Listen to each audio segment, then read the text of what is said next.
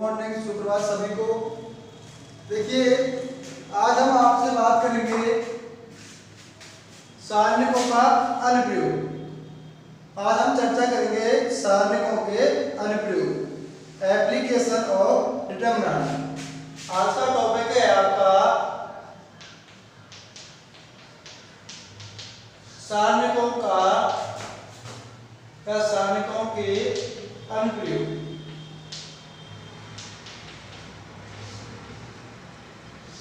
Application of determinant कि हम math के अंदर सारणी को क्यों पढ़ रहे हैं, इसके हमारे दैनिक जीवन में या मैथ के अंदर इस सारणी का क्या योगदान है, हम सारणी की सहायता से हम क्या क्या निकाल सकते हैं, किन किन चीज़ों में हमारी सारणी सहायता करता है। तो सबसे पहला इसका आप प्रयोग करते हो, यदि ए जिसके निशान क्या है x1 y1, यदि a x1 y1, b जिसके निशान के आपको x2 y2 तथा c जिसके निशान के x3 y3, यदि a b c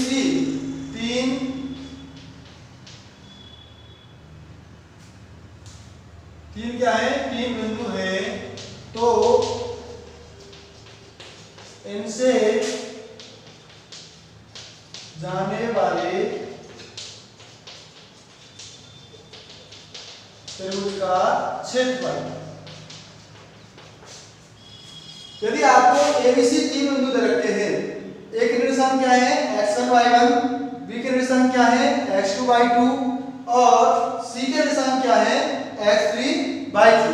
क्लियर है? आपको तीन बिंदु दिए हुए हैं, तो आप इनसे जाने वाले त्रिभुज का क्षेत्रफल कैसे निकालते हैं?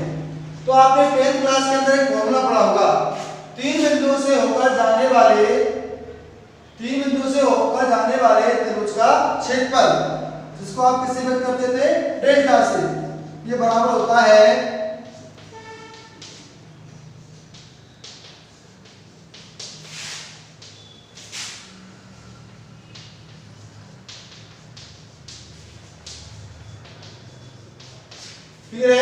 आपने देखा था जो त्रिभुज का क्षेत्रफल है, 10th क्लास के अंदर आपने फॉर्मूला पढ़ा होगा, यदि आपको तीन बिंदु दिए हुए हैं ए बी सी, जिसके निशान क्या है x1 y1, b के निशान क्या है x2 y2 और c के निशान क्या है x3 y3, तो इन बिंदु से होकर जाने वाला जो त्रिभुज होगा उसका क्षेत्रफल क्या होता है 1/2 x1 × y2 - y3 plus x2 × y3 - y1 plus x3 × y1 - y2।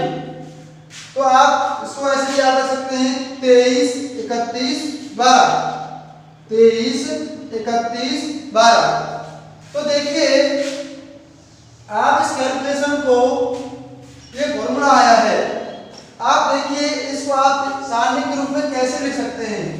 इस आपको जो व्यंजक दिया हुआ है इसको आप सारणी में कैसे लिख सकते हैं, डेल्टा बराबर 1/2। आप देखेंगे x1 y1 a, x2 y2 a, x3 y3 a। जो इस सारणी का मान है, जो ये आपने सारणी लिखी है, इसका मान और ये दोनों मान क्या है, बराबर है। आप जब इस सारणी का प्रथम स्तंभ के अनुसार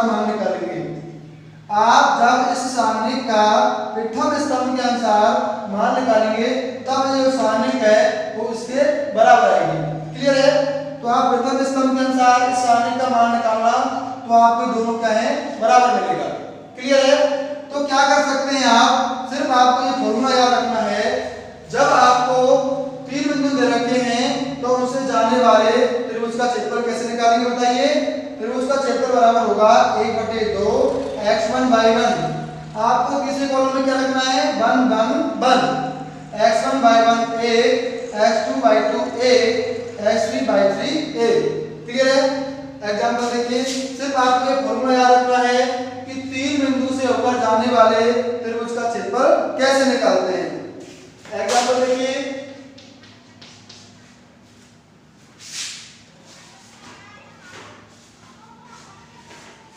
आपको एग्जांपल दी जैसे कि है त्रिभुज का क्षेत्रफल ज्ञात कीजिए जबकि आपको एक शीट देता है ए जिसके निर्देशांक है -3,3।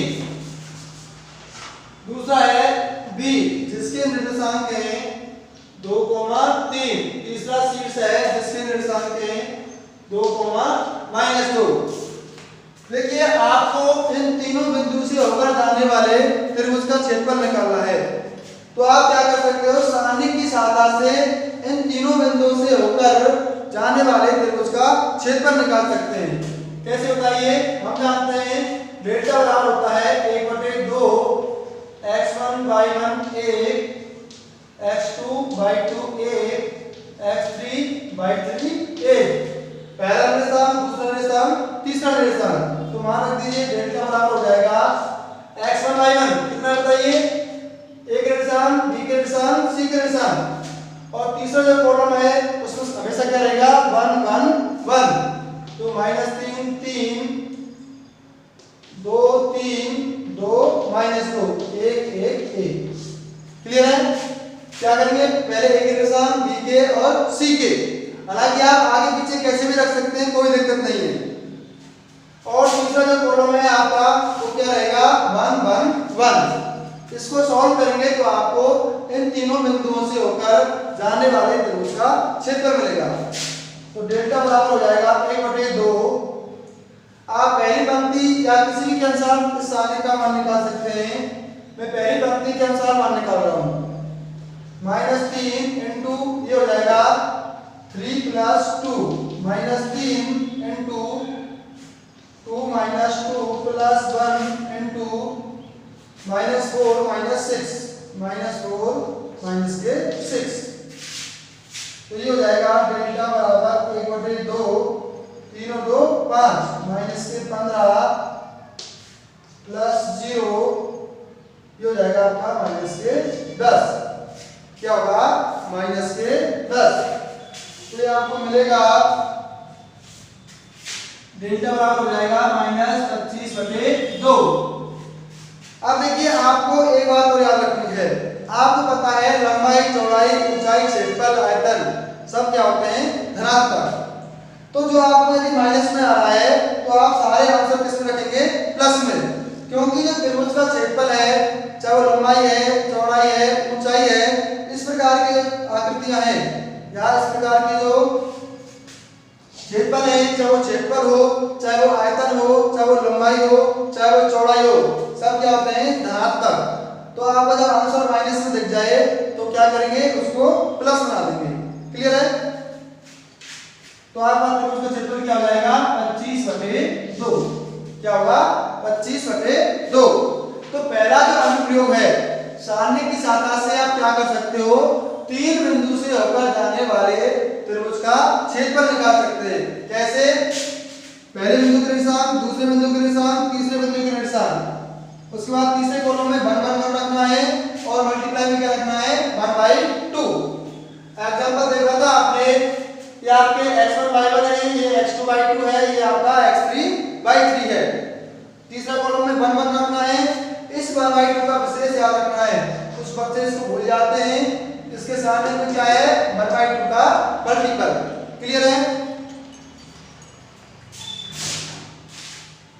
अगला टॉपिक जानेंगे दूसरा अनुप्रयोग।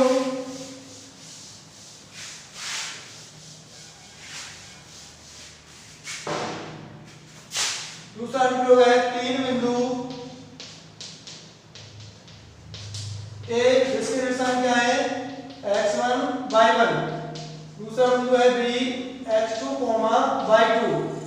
तथा सी जिसके निर्देशांक क्या है x3/3 के समरेखीय कोलिनियर, इंग्लिश में क्या बोलते हैं कोलिनियर, समरेखीय होने की शर्त।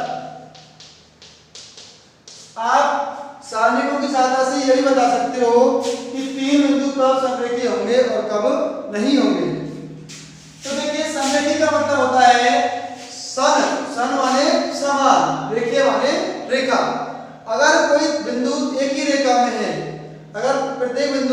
सभी बिंदु क्या है, एक ही रेखा में, समान रेखा में है, तो उसको क्या बोलते हैं, समरेखीय। आप देखिए यदि तीन बिंदु एक ही रेखा में हो, यदि तीन बिंदु क्या हो, एक ही रेखा में हो, तो आप इससे जो त्रिभुज बनेगा, इससे कोई त्रिभुज बनेगा ही नहीं।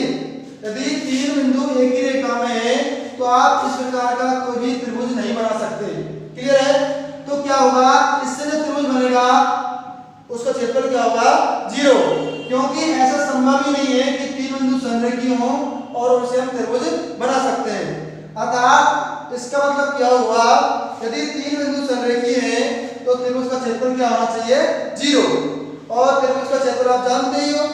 अर्थात क्या हुआ, डेल्टा बराबर क्या होना चाहिए, 0 होना चाहिए, यानी कि 1/2 x1 y1 a x2 y2 a x3 y3 a क्या होना चाहिए, 0। यदि तीनों बिंदुओं के सामने को कितने पे रिप्लेस कर दें, 0 पे, अर्थात इसके क्षेत्रफल का जो मान है वो क्या हो जाए, 0। इस स्थिति में a b c क्या होंगे, समरेख होंगे। तो क्या करेंगे, यदि त्रिभुज का क्षेत्रफल 0 आ जाए, यदि त्रिभुज का क्षेत्रफल क्या आ जाए, 0 आ जाए, तो हम कह सकते हैं ये तीनों बिंदु क्या है, समरेख हैं। एग्जांपल देखिए,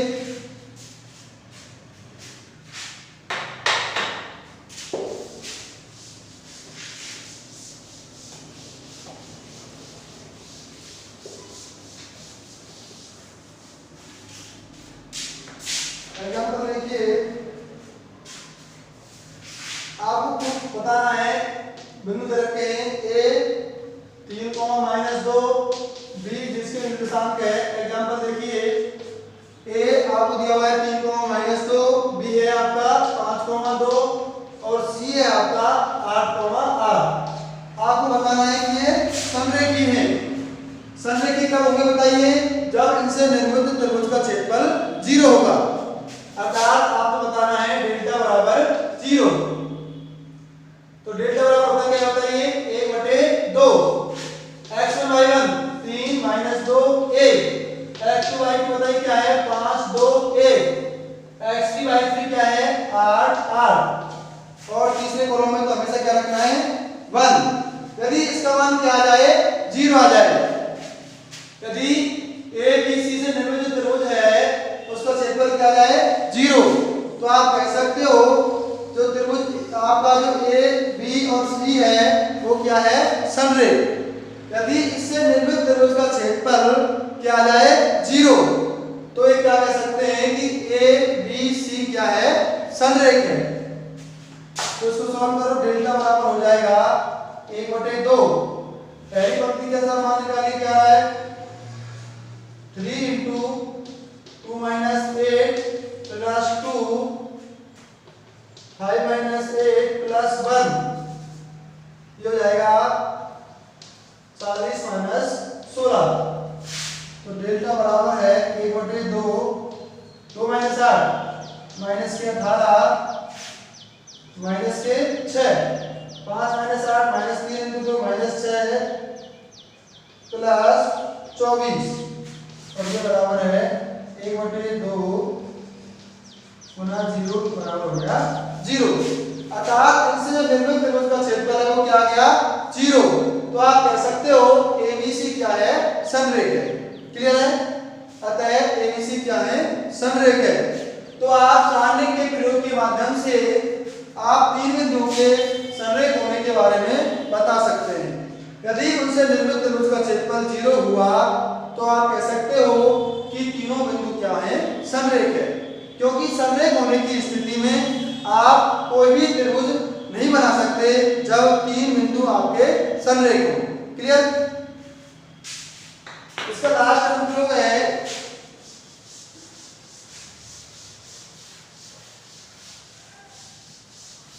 दो बिंदुओं से होकर जाने वाली रेखा का समीकरण। तीसरा अनुप्रयोग है आपका दो बिंदु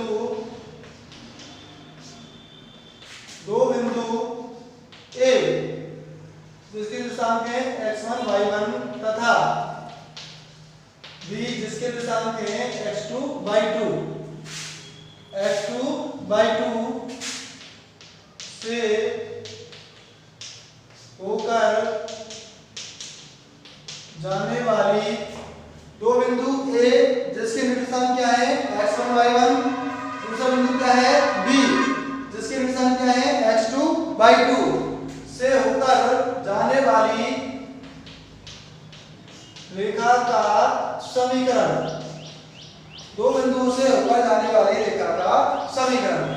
अब देखिए हमारा आपके कोई दो बिंदु है, यहाँ पे मान लिया a और इसको मान लिया b, मैं एक अन्य तीसरा बिंदु मान रहा हूं p जिसके निर्देशांक मान लिए मैंने आपको x, y। देखिए आपको दो बिंदु दिए हुए हैं, एक निर्देशांक है x1 y1 और दूसरा है x2 y2। मैंने इस पर ए बी रेखा पर कोई अन्य बिंदु क्या माना है p जिसके निर्देशांक क्या माना है x, y। अब देखिए जो आपकी a p और b तीन बिंदु हैं वो क्या हो गए संरेख हो गए, तीनों एक बिंदु पे है तो इसका मतलब क्या हो गया a p और b है वो क्या है संरेख है, क्या है संरेख है, तो इनसे निर्मित त्रिभुज का क्षेत्रफल क्या आएगा 0 आएगा। अतः पहले मानेंगे माना रेखा AB पर कोई बिंदु P जिसके निर्देशांक क्या है x, y है, कोई बिंदु P x, y स्थित है। अतः A बिंदु A P तथा B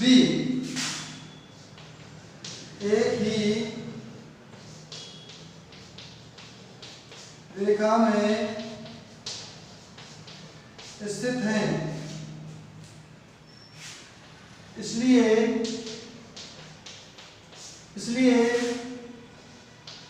इन तीनों बिंदुओं से निर्मित त्रिभुज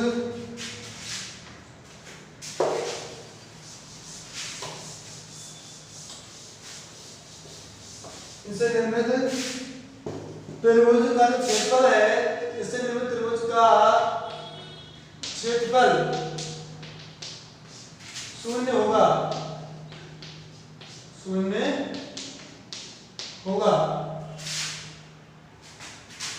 इसका मतलब क्या हुआ एरिया ऑफ एबीबी क्या होगा बताइए 0, और एबीबी का क्षेत्रफल आपने देखा है, बताओ क्या होगा 1/2, एक निर्देशांक क्या है x1 y1 एक, b के निर्देशांक क्या है x y एक, और b के निर्देशांक क्या है x2 y2 एक, ये बराबर होगा 0 के। तो 1/2 को तो भाग कर दीजिए, कोई दिक्कत नहीं है, तो इसका मान हो जाएगा x1 इंटू, बताओ क्या होगा, तो आप इस तरीके से जो आपका इसे समीकरण मिलेगी वो क्या होगी दो बिंदुओं से होकर जाने वाली रेखा का समीकरण होगी। क्लियर है, इसको आप सोल्व करेंगे तब आपको आसानी से इन दोनों बिंदुओं से होकर जाने वाली रेखा का समीकरण मिलेगा। क्लियर है, एग्जांपल देखते हैं। तो आपको दो बिंदुओं से होकर जाने वाली रेखा का जो समीकरण है वो क्या होगा x1 y1 एक, x y एक, x2 y2 एक, बराबर क्या होगा 0 के। तो आप सबसे पहले कोई बिंदु P मानेंगे और तीनों बिंदुओं को संरेख हैं, अतः उनसे निर्मित जो त्रिभुज है उसका क्षेत्रफल क्या हो जाएगा 0। तो आप इस समीकरण की सहायता से दो बिंदुओं से होकर जाने वाली रेखा का समीकरण निकाल सकते हैं। एग्जांपल देखिए,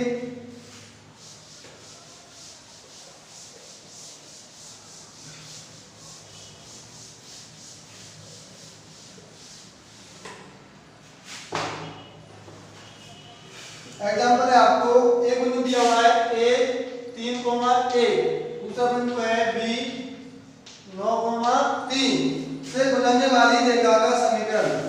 आपको a तथा b से गुजरने वाली रेखा का समीकरण निकालना है। तो सबसे पहले कोई बिंदु मानेंगे, माना AB पर कोई बिंदु क्या है, P है। माना AB पर कोई बिंदु क्या है, P है, जिसके निर्देशांक क्या बताइए, x, y। अतः तो बताइए रेखा AB का समीकरण हो जाएगा x1 एक निर्देशांक 3,1। अब पता है तीसरा फॉर्म तो क्या रहता है 1 1 1 एक निर्देशांक, उसके बाद pk। देखो इनको आगे पीछे यहाँ पर a k b t a b कैसे भी लिख सकते हो, कोई दिक्कत नहीं है। यहाँ a के रखो चाहे b के रखो चाहे b के रखो, आगे पीछे कैसे भी रख सकते हैं। a के b के p के कैसे भी रखो, a का x, y और ये हो जाएगा आपका 9,3 बराबर होगा 0 के। अब देखिए 1/2 भाग, इसमें 0 में भाग देंगे तो 0 हो जाएगा। इसको सॉल्व करो 3 into y minus 3 into y minus 3 minus 1 ये हो जाएगा आपका x minus 9 plus 1 into 3x minus 9y ये हो जाएगा आपका 3x minus 9y बराबर है 0 के। सॉल्व करो उसको 3y minus 9 minus x plus 9 plus 3x minus 9y बराबर 0। तो ये हो गया आपका 2x माइनस 6y, माइनस 9 से प्लस 9 कट गया।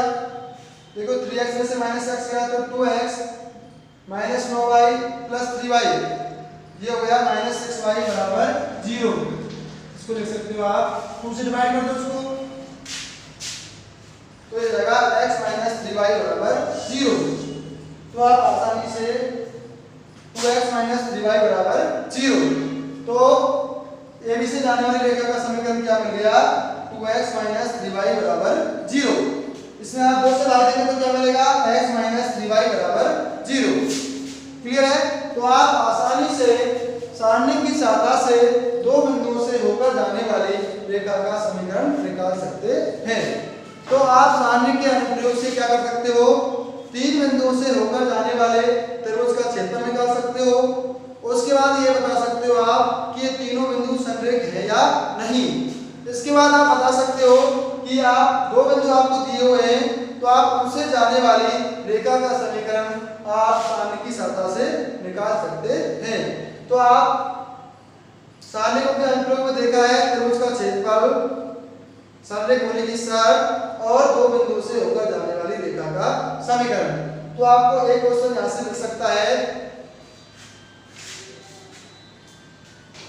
और क्वेश्चन करते हैं इस पर आधारित।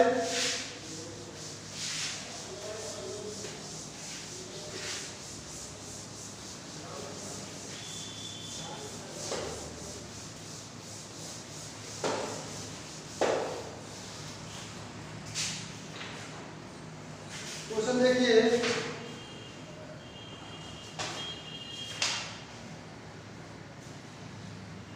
आपको त्रिभुज का क्षेत्रफल ज्ञात कीजिए जबकि आपको त्रिभुज के शीर्ष दिए हुए हैं। Example number first, example number 6 number का है, ए आपको दिया हुआ है 2,3, बी आपको दिया है -5,4 और सी आपको दिया है 4,3। आपको इनसे निर्मित त्रिभुज का क्षेत्रफल निकालना है। मैंने आपको बताया था त्रिभुज का क्षेत्रफल क्या होता है, 1/2 x1/1 1 x2/2 1 x3/3 1। x1/1 पहले बिंदु के निर्देशांक है, x2/2 दूसरे बिंदु के निर्देशांक, x3/3 तीसरे बिंदु के निर्देशांक। तो मान रख दो डेल्टा बराबर हो जाएगा 1/2 2 3 1 -5 4 1 4 3 1।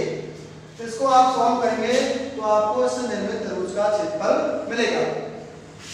एग्जांपल नंबर 7 देखिए, ये कह रहा है यदि बिंदु x,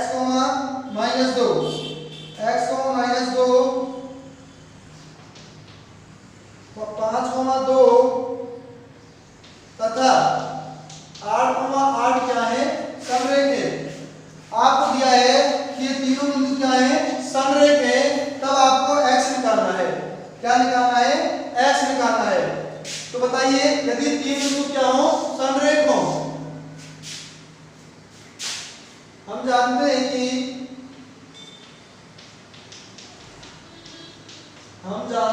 कि तीन बिंदु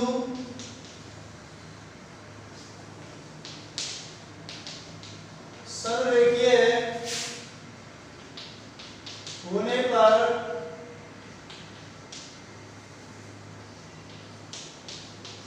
इनसे निर्मित त्रिभुज का क्षेत्रफल क्या होता है? शून्य होता है। यदि तीन बिंदु क्या है? समरेख है, तो इनसे निर्मित त्रिभुज का क्षेत्रफल क्या होगा? 0 होगा। अर्थात डेल्टा बराबर क्या होगा? 0। डेल्टा होता क्या है? 1/2 x - 2 5 2 8 8 1 1 1 इसके बराबर होगा 0 की। इस सारणी को आप सॉल्व करके किसका मान निकाल सकते हैं? x का। क्लियर है? तो इसको सॉल्व करेंगे और किसका मान आ जाएगा? x का। क्लियर है? तो आप आसानी से तीन बिंदुओं से होकर जाने वाले त्रिभुज का क्षेत्रफल, समरेख होने की शर्त और दो बिंदुओं से होकर जाने वाली रेखा का समीकरण निकाल सकते हैं।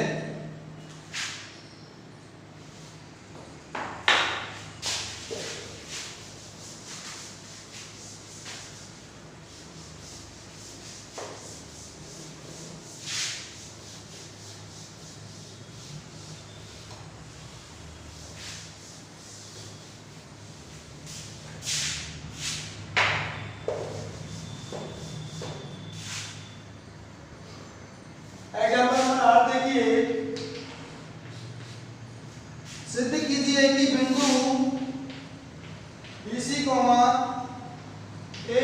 B + C, दूसरा बिंदु है आपको CA B × C + A, और तीसरा बिंदु है आपका AB C × A + B का है समरेख है। देखिए आपको सिद्ध करना है कि ये तीनों बिंदु क्या है? समरेख है। इसको मैं नाम दे रहा हूं A B और इसको नाम दे रहा हूं मैं C। आपको ये समरेख प्रूव करते हैं। A B C समरेखीय होंगे यदि एरिया ऑफ ABC, इससे जो एरिया है, ABC का जो एरिया है वो क्या आना चाहिए? 0। यदि आप प्रूव कर देते हो कि इससे निर्मित त्रिभुज का जो क्षेत्रफल है, अर्थात एरिया ऑफ ABC, त्रिभुज ABC के क्षेत्रफल की क्या बात करते हैं? एरिया ऑफ ABC क्या आ जाए? 0 आ जाए, तो आप कह सकते हो ये क्या है? समरेख है। तो बताइए ABC का एरिया कैसे निकालेंगे? 1/2 पहले बिंदु के साथ BC A × B + C 1, दूसरे बिंदु के साथ CA B × C + A, तीसरे कॉलम में तो क्या रहता है? हमेशा 1 1 1। तीसरे बिंदु के साथ क्या है? AB C × A + B, तो ये भी क्या होगा? 1। अब देखिए 1/2, इसमें गुणा करिए पहले BC CA AB, A का गुणा ऐसे कर दीजिए पूरे से, तो ये मिलेगा AB + AC, ये हो जाएगा आपका BC + BA, ये हो जाएगा CA + BC 1 1 1। क्लियर है? अब देखिए यहाँ पर AB है, AC है, इधर BC है, इधर AB है, यहाँ पर क्या है? CA और BC। यदि आप देखिए इन दोनों को ऐड करिए, C1 और C2 को, C1 और C2 को आप ऐड करिए तो आपको मिलेगा AB + BC + CA, AB + BC + CA, AB + BC + CA, अर्थात तीनों में क्या मिलेगा? AB + BC + CA। तो आप क्या करेंगे? C1 को चेंज करेंगे C1 + C2 से। C1 को आप चेंज करेंगे C1 प्लस C2 से, तो ये आपको हो जाएगा एरिया ऑफ ABC हो जाएगा, आपको एरिया ऑफ ABC हो जाएगा। C1 चेंज किया आपने C1 प्लस C2 से, तो ये हो जाएगा AB plus BC plus CA, ये भी हो जाएगा AB plus BC plus CA, ये भी हो जाएगा AB plus BC plus CA। C2 में आपने चेंज नहीं किया है तो इसको ऐसे रखो AB AC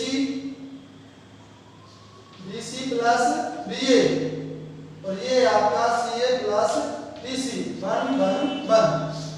क्लियर है? अब आप C1 में से क्या कॉमन ले सकते हो, AB plus BC plus CA,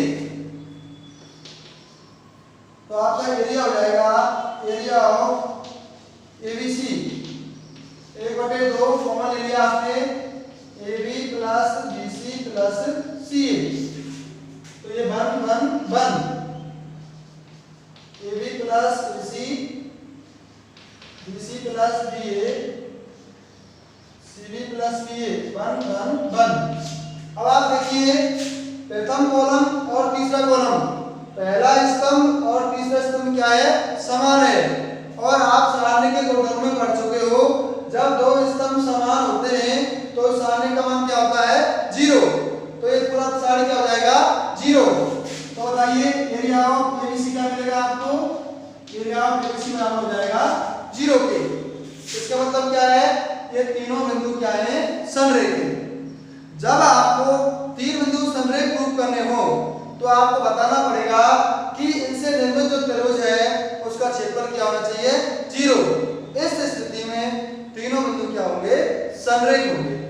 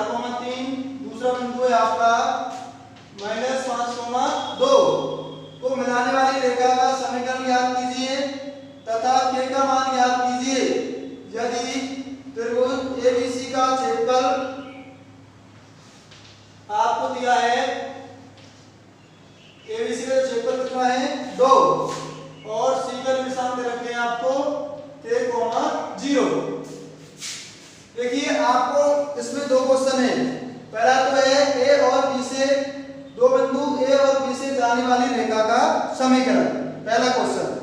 दूसरा क्वेश्चन है आपको दिया हुआ है कि एबीसी से जाने वाला जो त्रिभुज है उसका क्षेत्रफल कितना दिया हुआ है 2 और सी के निशान क्या है k, 0, तो आपको क्या निकालना है k।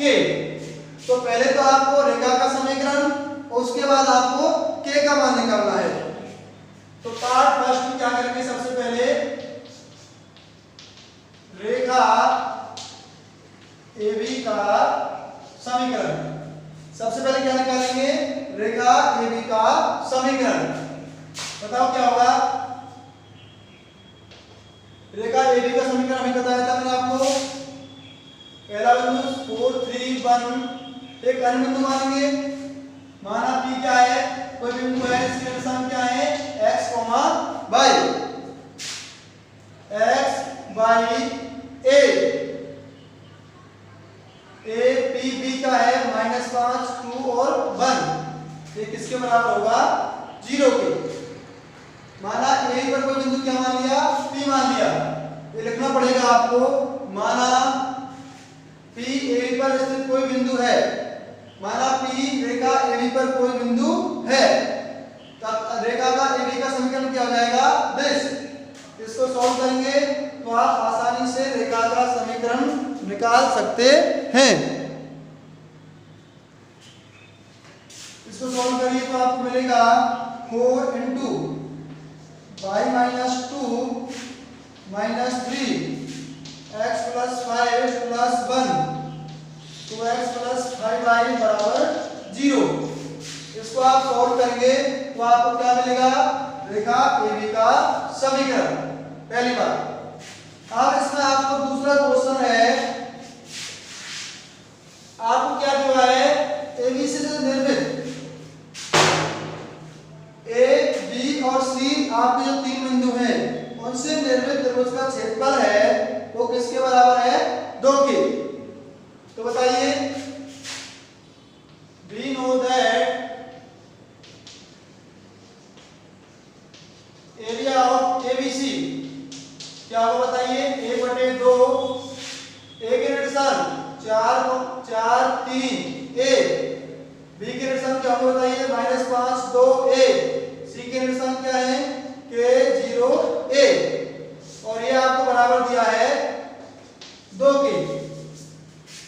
इसको सॉल्व करो तो ये आपका हो जाएगा 1/2 को ले कितने जाइए तो 4 3 1 -5 2 A के 0 A बराबर हो जाएगा 4 के। इसको सॉल्व करिए, क्या मिलेगा आपको? 4 इंटू पहली पंक्ति के अनुसार मैं सानी का मान निकाल रहा हूं तो ये हो जाएगा 2 - 0 - 3 -5 K प्लस 1 इंटू ये हो जाएगा 0 - 2K और ये बराबर है 4 के। तो ये हो जाएगा आपका 8 plus 15 plus 3K minus 2K बराबर 4। तो ये हो जाएगा आपका 23 प्लस K बराबर 4, तो K बराबर -K 19। क्लियर है? तो आप आसानी से K का मान निकाल सकते हैं।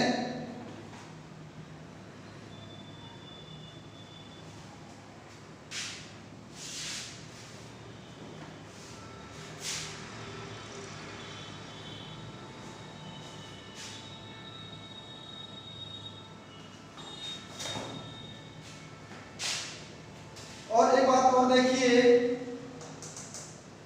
इसमें आपको जो एरिया दिया हुआ है 2, क्या दिया हुआ है?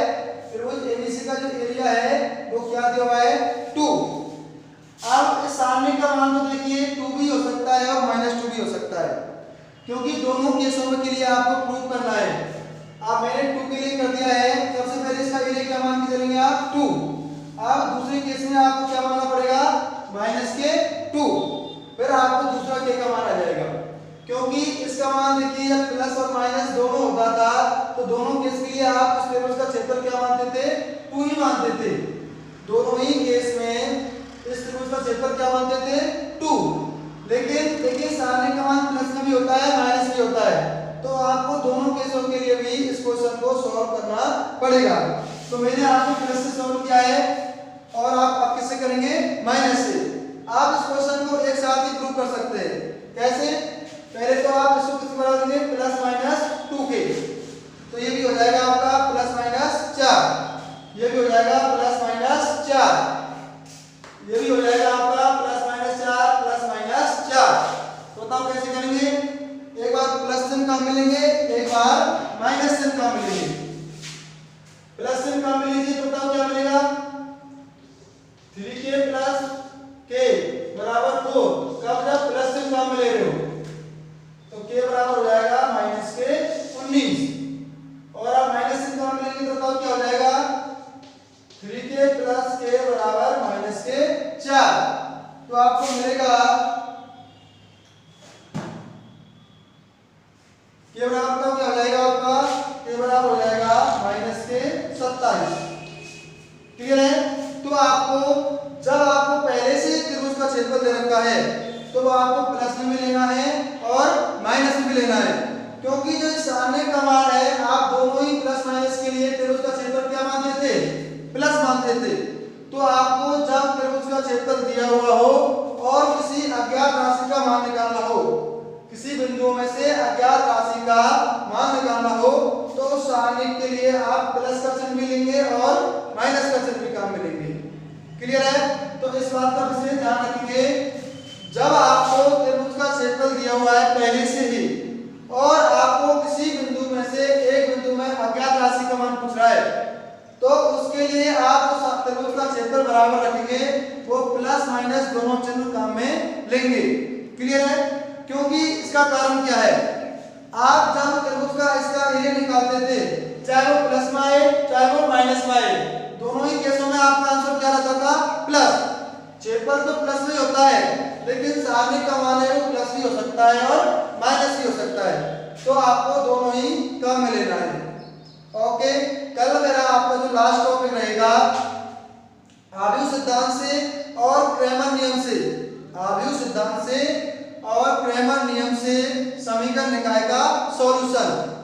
आप लास्ट प्रश्नावली के अंदर आपका एक टॉपिक और है कि आप समीकरण निकाय का दो तरीके सॉल्यूशन है, एक आव्यूह सिद्धांत से और दूसरा है क्रैमर सिद्धांत से, वो हम कल पढ़ेंगे।